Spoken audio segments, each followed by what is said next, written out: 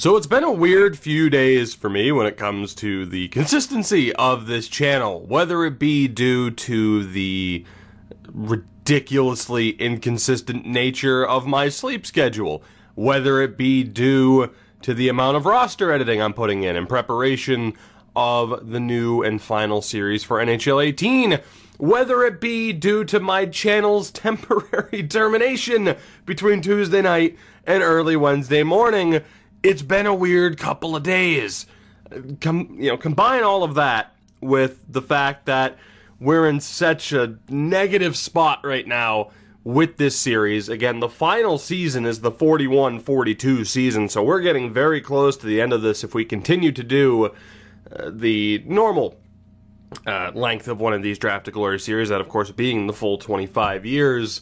And by the way, as far as the channel termination thing, check Twitter if you completely missed that, which you might have. Again, it was a very short-term thing, but my channel was actually terminated by YouTube for a little bit, so that was fun. But yeah, we're back. I intentionally left the last episode at the end of the season.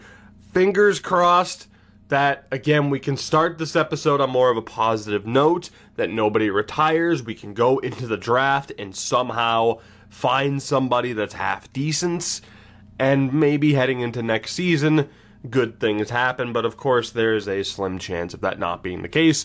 We, of course, missed out on the postseason by 1 point. In terms of point production and everything, I'm going to let you guys look on your own time, but of course, there are some concerns with point production, and in the case of someone like Trent Bengoa, just to get you guys a look at the point totals and how they have been declining over the past few seasons. He is the main player that I'm worried about. Belfour at 34 should be safe, but never say never with this game. Bishop is also 34, and then of course Oshie. Now, there was some talk about Hall of Fame in the comments section of the last video, and mainly I think because of course I mentioned how good Josh Oshie has been for us.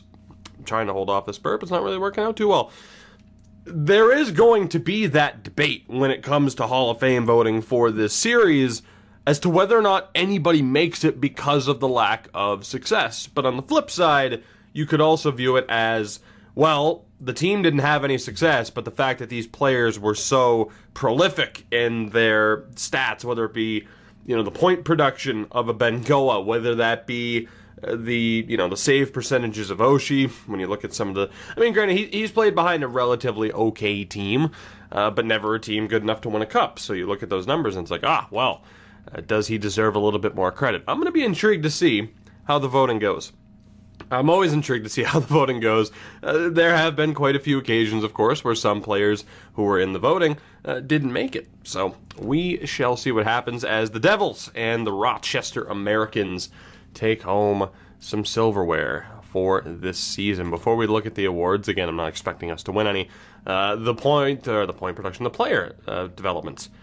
88 now for Oshie, playing like a 91 still. Trent's down to an 86. From there, no other players regressed, so that's nice. Bear Packard's up by a point. That's a lie. Volk is down a point. Bishop is down by 2. He actually might retire. I wouldn't be surprised if he did.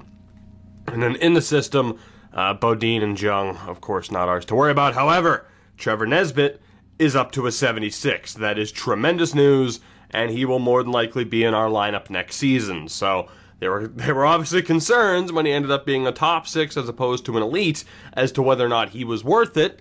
It's looking better now, for sure. So I'm happy about that, as the Devils ended up beating the Minnesota Wild in 7 games in the Cup final. Vancouver, they were able to take Calgary to 7 in the first round, as the Devils actually went back-to-back Cups. Damn. So in 4 of the past 5 years, we've had repeat winners.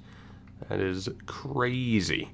So I'm just going to go ahead and scroll through this. Of course, no familiar names at this point, unless we were to win something, which never happens. So, that again, that's going to be a theme of the voting, is how big of a factor does it play in that we have not had success in the series, for the most part on an individual basis, and especially on a team-wide basis.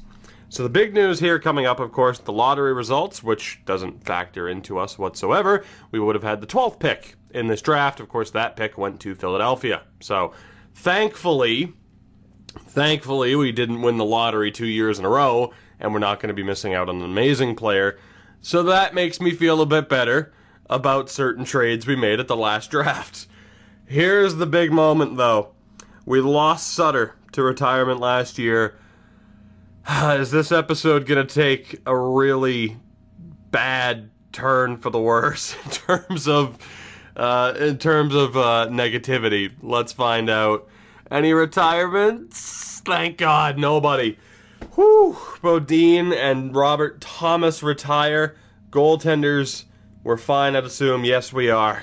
Trent Bengoa is still here, and as long as Trent Bengoa is here, we have a chance, damn it. As Ukko-Pekka Luukkonen. There we go. Oh, and for skaters, Robbie Fabry, Jesus. Over 1,250 points. Hobson broke 1,000 for Colorado, and Nolan Patrick also breaks 1,000 career points. Ron Davis, you still could have played. 8 points away from 1,000. Why would you ever? Why would you ever retire in that instance? Regardless, thankfully, we're still in good spirits here moving forward. We'll see what happens at the draft. I mean, as far as the current picks we have go, or making any trades, there's really nothing to do. Draft pick wise, we have a 2nd, 4th, 5th, 6th, and 7th. So we'll make the most of that. Our first pick comes with the 36th overall pick that we ended up getting from Ottawa. And like I said, trade-wise, there's really nothing to do. There's nobody to move. This team is set. It has to be, even though, unless we really wanted to just rip the Band-Aid off and try like hell to rebuild within 5 years, but I don't think that's possible, right? We just have to hope that some of the additions, the Bear Packards and the Nesbitts, end up being what we need. Are they enough, though, to compensate for the declining players, the declining veterans? Probably not, but I think we're going to stay the same for now. Mainly because, of course, in this draft, we don't have the picks to make it worth it. And really, the players that we have to trade away, they don't have a tremendous amount of value anyway. So we got to do what we got to do moving forward. We have the 4th pick here in the 2nd round. Let's see who is available to us. Maybe we'll get lucky. Probably not.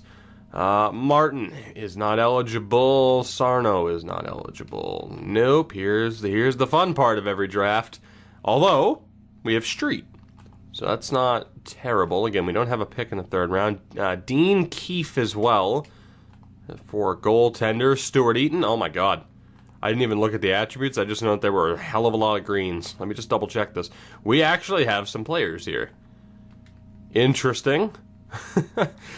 Interesting. We'll see what happens here, but I just want to kind of get the full scope. Wow, I wish DiPietro was eligible.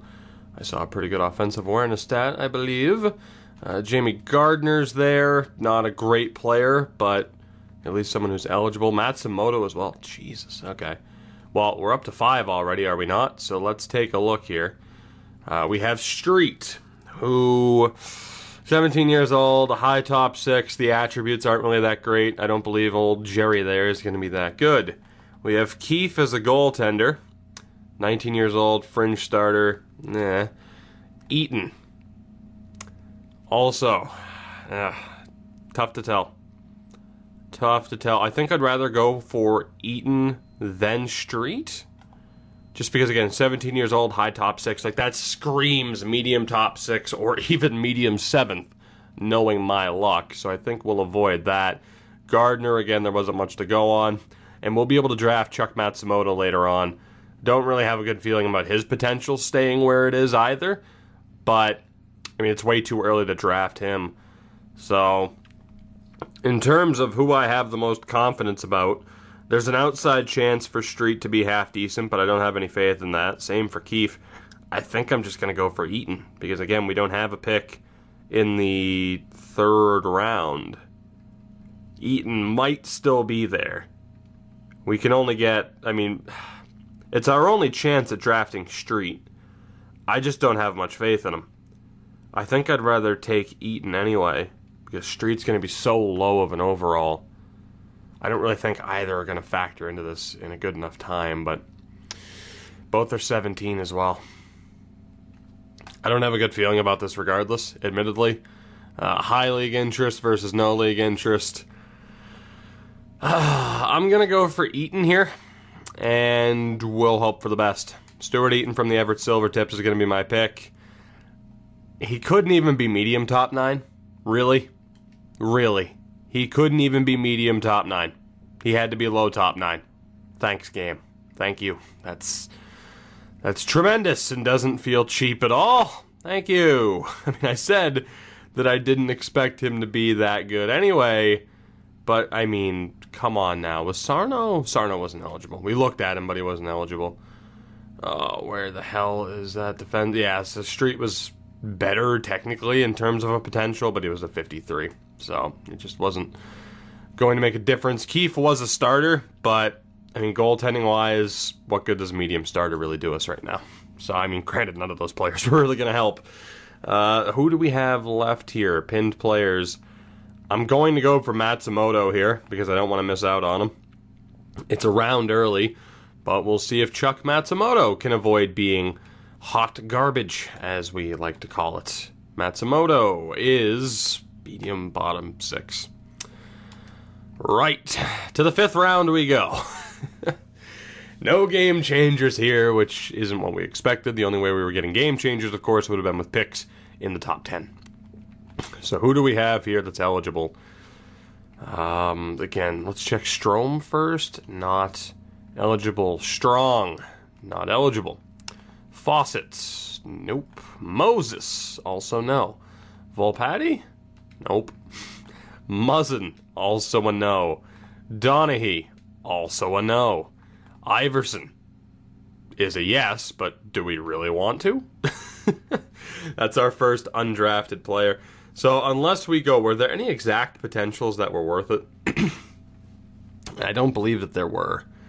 7th, fringe, yeah, okay. So we're already on the best guess / draft an unknown player territory, and we're in the 5th round.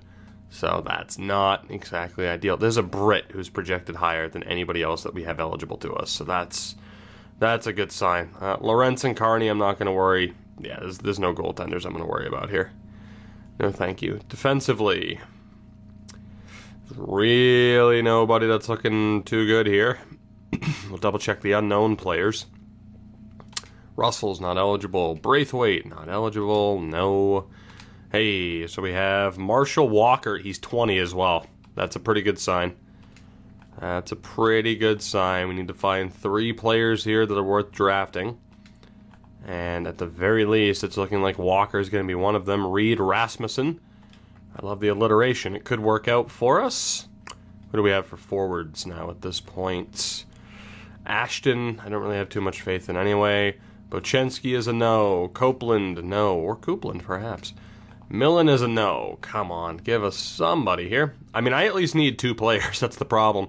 Theo Weinrich. All right, well, at the very least, we have 3 players, so that's good. Stuart Anthony is also there, as is Manny Reese. Okay, so Weinrich is 19. 19 for Anthony, 18 for Manny Reese. I'll have to check left wings and centers too, but obviously we already have 5 players. Steve Ward at 18. Right. We'll try to remember Ward as the left wing. Bufflin, not eligible. Let's check lefties. Do we have anybody else? I'd prefer to draft 20-year-old players because, of course, that's pretty much been the way to go as of late. Kamloops, Lethbridge. Not that many left wings that are completely unscouted. Cameron Skinner is 19. It looks like we have a lot of 19-year-olds to choose between. Only that one 20-year-old defenseman. And let's see, we have Wheeler of the Thunderbirds. He's 17, though. Fred Piper. I just wanted to see what his name was going to be. And, of course, Strong wasn't eligible. Callahan, I need to go back to Goligoski, also on Seattle, also 19. So we only have that one 20-year-old defenseman, Dale Zeeler. Otherwise, we do have quite a few players here, especially for centers, that we can take the risk on, but no other 20-year-olds, which would give me the most confidence that we'd actually be able to find somebody. So let's go ahead and take that defenseman. First and foremost, it's going to be Marshall Walker. He's our best chance to find a steal here at this point, and he's low top 6, which, for drafting a completely unknown player, is actually quite good, but obviously not what we need to help us out. And in terms of centers, I mean, was there anybody with high league interest? Whoops, I just realized I didn't sort by WHL. High league interest unknowns. Nope, that's not going to be a thing now, is it? That is not going to be a thing. Any low league interest unknowns? No. If they're unknown, they're just flat out unknown. Neat. Let's take... I don't know. It's not going to help regardless. Oh, let's see. Who else was marked? Rasmussen was marked. I'm trying to remember some of the other names that were actually eligible here. I don't really know if it matters. Reese was eligible. Screw it. Manny Reese, the power forward. He won't be good. He's absolutely terrible. And we'll just take one of the other guys. So, another complete waste of a draft for us. Which, again, is not surprising whatsoever. Let's take the grinder, Weinrich, who is also terrible. So, that ends that draft. Which means, yet again, we're having to rely on the lack of regression and the progression of really our 2 prospects. Let's hope the re-sign phase isn't that difficult for us. We did sign quite a few players to multi-year deals, so it shouldn't be all that troubling. But, as I've said time and time again, this game loves to throw me a curveball from time to time. Hargrave, again, needs a contract. At the very least, he's proven to be worth it over the past 3 years. Let's go 1-3-5 for him. Rodrigue, we're going to let go of for the moment. Defensively, I guess I'll sign Walker, just because I need people to take up roster spots. Kovalchuk's there, but again, our top 6 is still going to be the same. Defensively, Sidhu needs a new deal. And let's just try to go for 8 years at $4 million. He's not worth. Actually, I'm gonna go 3.8, just to take a risk. Nesbitt, we're going to sign. These 3 can just go away. Left wings, Manny Jonas also is looking for a big time deal, and if we sign him to 8 years, it drops a bit. So let's go $7 million over 8 years. Hope for the best with that. Jung can be released. Eaton's not going to be signed. And then centers, of course, we have some concerns. Let's see. So Belfour, let's try to get that to like 3.75 over this next season. Lockhart, still a 78 overall. Let's go for 1.75. Try to get that to work. I know he wants to re-sign, but still, we pretty much know we're going to have to offer him more money. Manny Janik, I imagine it's going to have to be a 1-year deal or a one-way deal, so we'll go 1.3. Martinson, I can let go of now. I completely forgot to do that last year. And then Trent. I'm going to save Trent for last because we're pretty much just going to throw every bit of cap space we have at him after signing everybody else. Pretty much what we had to do last year and what I'd expect us to have to do this season. So let's get these initial responses. Nesbitt signed, Janik, Jonas, Belfour rejected, Hargrave, Sidhu, Walker. Nice! Only one person rejected. Compared to last season's negotiations, that actually went really well. So we just have to worry about the 2 centers then, which is nice. Yeah, goaltenders, we were set. Alright, so Belfour, we have $26 million to work with as well. Belfour will bump you up to 4.25 just because I can. And then again, once you sign, we'll throw pretty much all the money in the world to Trent. Although you could argue, you know what, I think I want to actually try to negotiate with Trent just because if we're really bad, I want to trade him to the best contender possible. And the day I trade Trent Bengoa is pretty much the day I resign to any kind of success and may just end the series early. So, I don't know. I don't know, because, again, the 41-42 season would be our final season. He actually wants a 2-year deal. Let's go to $11 million per on 1 year, and we'll see what happens there. I don't know, because I don't know if we'd have time to rebuild. We might, maybe. Trent rejects, wants a little bit more cash. We have a few days to do it again. We know the fail-safe of just sending him a max deal is a possibility. So, I only want to give him the 1 year as well, because I feel like any higher than that, he's going to reject. So let's go 1 year, $12 million. Although, of course, I could just retain salary to help a deal go through if I were to sign him to a 2-year deal, but you get the point. And there we go. So Trent signs for $12 million. Everyone's back. Let's go to free agency. And we will take it from there. See what we have to do. We know we're going to have to sign a couple of players anyway, so let's go ahead and do that just to fill out the rosters. Goaltenders. I had, what, 3 signs? So I need to sign at least 1. Big time free agent there. Evan Fitzpatrick is a free agent, as is McQuaid. You know what, funny enough, though, I am going to bring back Rodrigue, who went to the Oilers, of course. We'll offer him 1.5. He's looking for a one-way deal at a 69 overall. He is certifiably insane. Defense. Don't think we're going to have any familiar names. So let's just give a couple of low-level veterans a chance. Let's go 73 overall for Hoffman. You never know. We might be able to find success this season down in the AHL with a couple of slightly higher overall players. Strome, I'm sorry. You know what? No, you are getting your entry-level deal at 35 years old, Strome. We're making dreams come true. Gamache as well. Entry-level deal. It's finally being signed. Congratulations. You too, Lawrence. Way to go. Finally signing your entry-level deals in your mid-30s. That's what dreams are made of. Denis, let's go 1 year at 9.75. Negrin. I know there's a real-life player named, I think it's John Negrin. I think he played for Calgary and maybe Vancouver. One or the other. Aubrey, we'll sign you. Anybody else? Terry. Mogilny. I'm not sure how many more players I'm going to sign. Probably not that many more. Boumediene. Every team needs a Boumediene. Every team also needs an Elliott. So we've sent out 14 contracts. We should be fine. Let's go ahead and sim to the preseason, and we'll see what happens from there.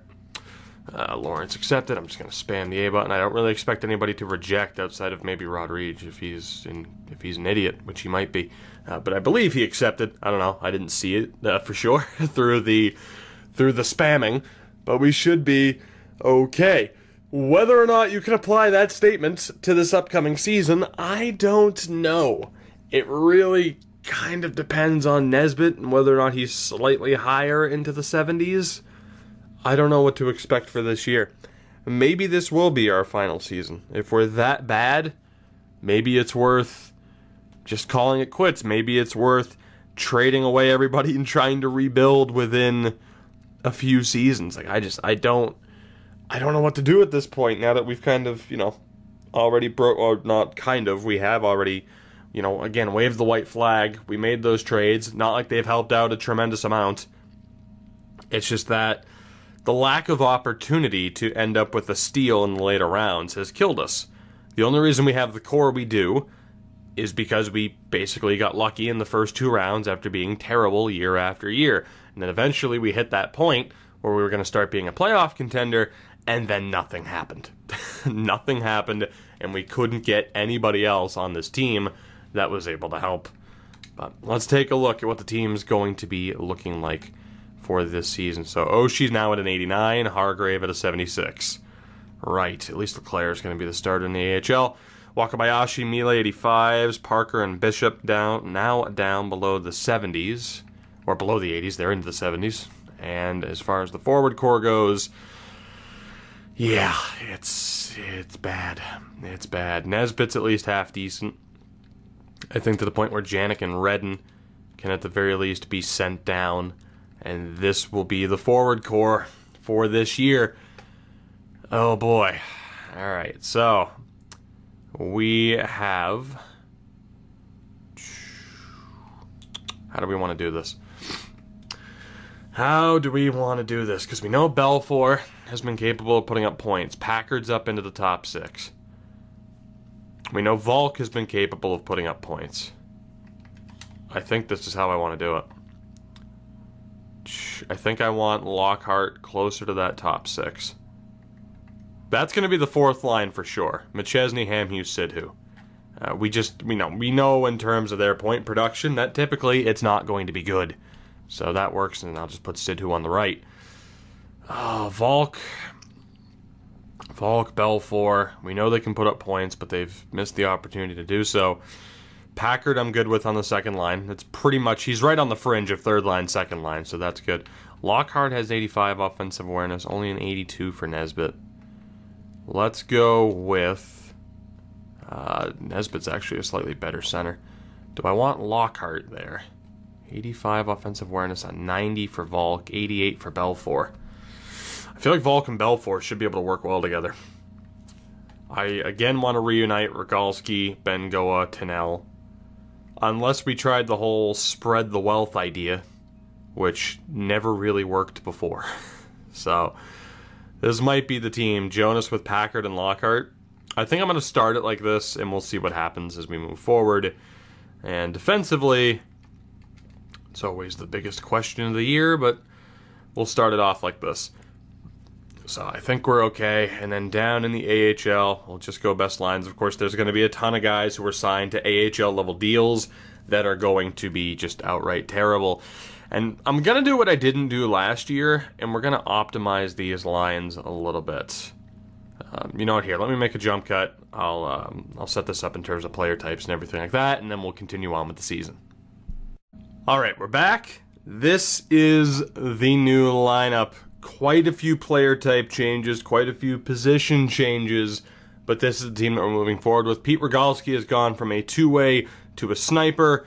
He's good with either, but we're going to try to make the most of that shot, and mainly because I've changed Trent from a sniper to a two-way. I just feel like it's better suited. Maybe a little bit of a mix-up on that line, and then Tommy Tennell, still a playmaker, so nothing's changed there. Our second line, certainly not what I thought I was going to go with, but I do feel like it gives us the best opportunity. Manny Jonas stays the same. Bradley Sidhu has been changed from a playmaker to a two-way. As a playmaker, he's never been that great at putting up points, 30 points max, since he's been in the NHL. I want to see if him being a two-way center won't change things up a little bit for him. And then Belfour has been changed from a playmaker to a power forward, also just to try and spark something a little bit more there. Despite the fact that he's 5'9", we have McChesney, Bear Packard, and Adrian Lockhart on the third line. Fourth line of Logan Volk, who is good for nothing but that offensive awareness, really. Trevor Nesbitt and Calvin Hamhughes. We do have Redden, and we have Janik good to go down in the AHL if necessary. Both have been changed to two ways. Defensively, we have Wakabayashi and Evan O'Donnell. Reza, now a defensive D-man with Sam Millet. And Parker with Bishop, who is now also a defensive D-man. No changes on the goaltending side of things. Best lines gave us this power play. I'm willing to move forward with it, at least, for the early stages of this season. But we have players in, or at least with their player types, in a more optimized role, we'll say. There's still quite a few players where you could have them with multiple different player types and they'd be fine. So, or at least, and again, I get it. Some people think it works. Some people think, some people think it works. Some people think it does not make a difference whatsoever. So, if you're one of those people who think, it doesn't matter, then, no harm done in me making that jump cut and optimizing for the hell of it. And if you do think it happens to make a difference, then hopefully, fingers crossed, it actually does. We just won a preseason game 11-2. I mean, granted, we did fairly well in the preseason last year as well, so who's to say how well that will work out? Maybe the LA Kings are just going to be terrible this season, which hopefully they will be. That would be great if that was actually the case. But we're ready to sim through this season Again, we missed out on the playoffs by 1 point last year. You could argue that the team as a whole might be a tad bit stronger despite the regression of guys like Trent Bengoa. We'll see what happens. The only way to find out is to sim through and to really hope for the best. We'll make lineup changes if necessary. If we are very clearly out of it by deadline day, might stop the episode there, and we might take a look at making some changes then. If it makes sense to. I don't know. It's tough to say. It came down to the wire last season. Missed out on 1 point. We're not off to the strongest start, but it's October, and anything can happen. I mean, hell, we've won 4 games in a row and had a bit of a point streak going there, so we'll see how this goes. Will this be Trent Bengoa's last season? There's just so many different questions as to, the success we're going to find. If we do find success, is it our last run? Are we going to make the playoffs? Is this going to happen? If it doesn't go our way by the deadline, the end of the season, what are we looking at in terms of retirements? As quite a few players now are in their mid-30s. A couple of them are over the age of 35, and that's when you really start to get concerned about retirements. And right now, we look like a very... what would be the right word? Inconsistent? Not necessarily, but maybe inconsistent. We win 5, we lose 5. And that's not exactly the type of team I want to be right now. I want to be a win 5, lose 2 kind of team as we roll into December 1st at an 11-9-2 record. And is it too early to take a look at the lineup? I'm going to say no. Let's take a look. Let's take a look here. Tommy Tunnell leading this team in points. We are tied for second place. It's a 3-way tie. We're tied for second place in the division. So Rogalski with 11 points, 10 points for Trent, and then Tunnell up there at 16. 10 points for Jonas, 7 for Sidhu, only 6 for Belfour. That's what I'm talking about. Sidhu and Belfour really should be better. 2 points for McChesney. Wow, okay, that third line is miserable, and our fourth line proving to have a little bit of chemistry. So I don't think I'm going to change out that fourth line, but we are going to change things up with the middle 6. We'll see how that works moving forward. Defensively, -4 for Melee. That third pairing just, oh god, don't they suck. Don't they just suck. Right, so to fix that, let's go with that little combination right there. And we'll see how that works. It's amazing, out of all the things that I thought were going to let us down, as we, if we look back 7 to 10 seasons ago, once we ended up getting the defense that we still currently have, I thought, oh, we're golden. If anything lets us down, it's going to be that we traded for the wrong goaltender, or we traded away the wrong goaltender. No. It's just that for whatever reason, this defense... it's never gelled together all that well, and that's been, like, if I had to sit here and identify why we haven't succeeded, I mean, sure, there are obvious reasons, as in the team just hasn't been good enough, but you look at the lack of development of some of our defensive prospects, again, and I'm talking about the guys who are still on this team, and just the fact that they have never seemed to gel well together at all. That's been the biggest factor in this team never finding success. It looked like we were good. I mean, especially, too, with some of the steals we ended up with. It looked like we were good, and then we just very much haven't been. So, I think that's my biggest what-if in this series, I think. Aside from what if we beat Winnipeg in Game 7, is just what if this defense proved at any point that they could actually play well together as a cohesive unit, which has never happened. As we hit January 1st... 17. I'm going to say midway through the month. We'll go 2 weeks. 17, 14, and 4. Tacoma's not doing that badly either, at least compared to how they've done in some previous seasons. But there's still no clear indication of where we're going to be come April. It's just, I'm not sure still what we're going to be looking at here and whether or not this is going to work out for us. So, 2018 and 4. Not the best stretch of games. Let's take a look at the lineup again, see if there's anything else we can change. Evan O'Donnell now our leading scorer. We're on 44 points, 4 points back of San Jose for third in the division. So we are behind the pace, which probably isn't really a surprise to anybody. We have the 22 points for Rogalski. Trent's really starting to slip. That third line, that top line's not going to get done. That second line is abysmal. Oh my god. All right, here, let me look at the defense first, because that's easier. Reza and O'Donnell are getting ripped apart. Wakabayashi and Bishop are getting ripped apart. Oh my god. This is just so painful to see. It really is. This is so painful to look at. Right. -10. I don't even know anymore. We'll go Miele and O'Donnell. We'll go Wakabayashi and Reza. And then Parker and Bishop. We know they're terrible together. Let's just have them switch sides. And then offensively. Oh, man. I think we have to call up... I don't even know anymore. I don't even know. Some players are just underperforming to such a ridiculous extent. I'm going to keep that fourth line together. You could argue bumping them up, but they've still been producing there. The third line, McChesney, is fucking brutal. Oh my god. It's so bad. And that second line is also just absolutely terrible. Like, this is literally painful for me to look at. It's so bad. Let's see. Put Rogalski at center. And how do we want to do this? Put Bengoa with Sidhu and Belfour. Oh, I didn't want to look at points. Who's the better center? Put Trent there. And then that third line has been so...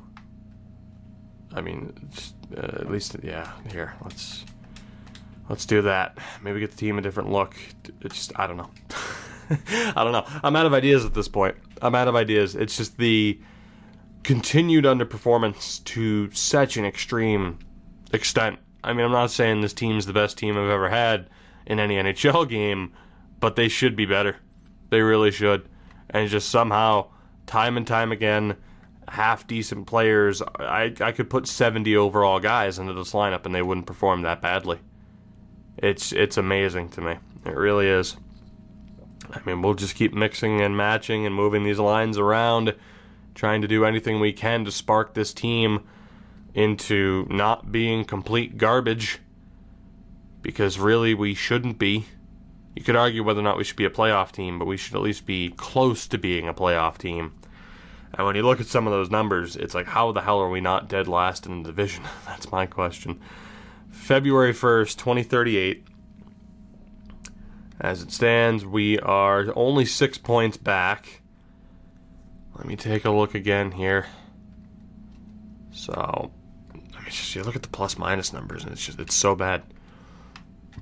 It's so bad. That third line's still performing well together, and that fourth line is still just miserable. It really is. I feel like that second line's picked up maybe a tad bit of momentum. I don't know. I don't know. And the worst part is, again, I don't have any players that I can look to call up. We don't have any depth. We're stuck with what we're stuck with. And it's so painful. Let me take a look at like the power play and the penalty kill really quickly. And then we'll figure it out. Oh man, that's so bad. So bad. So goals for per game, we are bottom 6 in the league at just 2.17. Goals against, we're at a 2.65, which is top 6 in the league for goals against per game. And again, when you look at this defense and this goaltending, we should be better than that, but we're not. Our power play is at 16.5%, which is mid-table. Our penalty kills at 84.7%, which is towards the higher end of the league and also top 10. So there's that. Our penalty kill is good at least, but we can't score and we can't defend. Oh boy. I'm going to sim to the deadline, and if we're still this questionable, we're going to end it, and I'll leave it up to you guys what we do from there. Volk's regressed to a 76. I mean, he's still doing well, but just... it's watching, yet again, that's another season of watching this team regress and crumble in what looked so positive at one point in time. It's so painful. Let's go ahead and sim to February 28th, and we'll take it from there. We start out the month with a 4-1 loss to San Jose. 23, 21, and 6.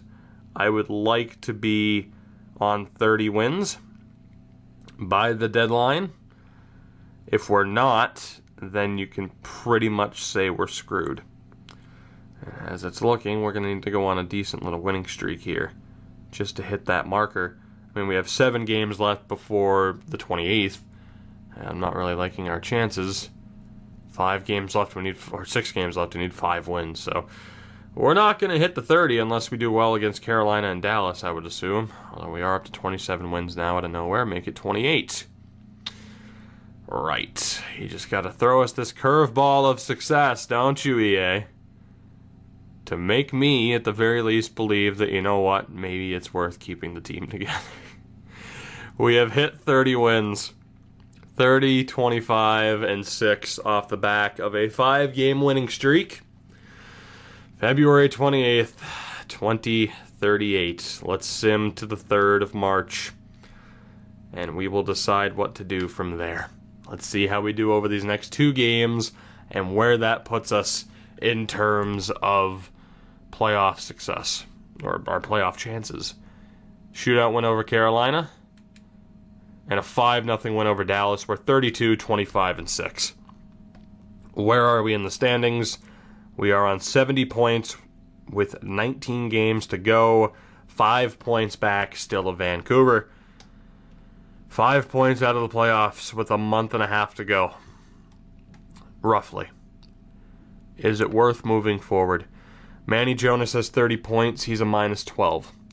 Rogalski has 34 points. He's a minus 11. Tommy Tunnell, I believe that's like the most goals he's ever scored. It is. Or at least it is it has been his highest goal scoring number for a very long time. Second line, Sidhu, 28 points. Trent, just damn it. And Belfour, 3 goals, 18 assists. Volk on the third line, having an okay season. Actually, a really good season, all things considered. He, Nesbitt, and Hamhuis have been our most consistent line all year. And then the fourth line of McChesney, Packard, and Lockhart is absolutely terrible. So the only line that I'm content with keeping is Volk, Nesbitt, and Hamhuis. From there, though, and by the way, Nesbitt's up to an 82. So, you know, maybe it would be worth giving him a better chance. I'm going to keep the team together. It's just, what do we do line combo-wise? Jonas offensively is doing okay, but obviously the plus-minus isn't where we want it to be. That goes for really the entire top line. Sidhu's been okay. Trent's been disappointing. Belfour's been okay. It's just that fourth line is such a mess. We need to fix that. We really do need to fix that. So let me know what you think. I am going to end the episode here. Let me know what you think in terms of line combos. And then defensively, I mean, I don't even want to look at these plus-minus numbers because we know that they're pretty much going to be shit. Let me know what you think we should do line combos-wise defensively. And then Oshie's still been okay. He hasn't been his normal self, but he's still been okay, and Hargrave has been, at least like a league average backup. So we have options, and then for the record, down in the AHL, I mean, Redden and Janik still capable of putting up points. Their plus-minus numbers are terrible, but that's to be expected. So let me know what you think here, because I don't know whether or not I want to keep that current third line together, mix and match, put Nesbitt into a higher role. What do you think we should do? You've seen the numbers. You've seen our success and or lack thereof at times this season. We are 5 points out with 19 games to go. It's possible. We're technically only 3 points out of the playoffs, although Anaheim have a game at hand. We might be able to sneak in, and like we said last year, if we do sneak in, we may just have a chance. But I don't know. It's about making the right moves at the right time. From this point on, again, we have a month, about 5-6 weeks left in the season, and this might be it. With Trent's current state, his point production. Thank you for revving that engine outside. His point production's dropped off to a ridiculous extent. But the emergence of Bear Packard, at least in terms of overall, and Trevor Nesbitt has given us maybe just maybe, an outside chance at making something happen. So that'll do it for this one. You know the deal.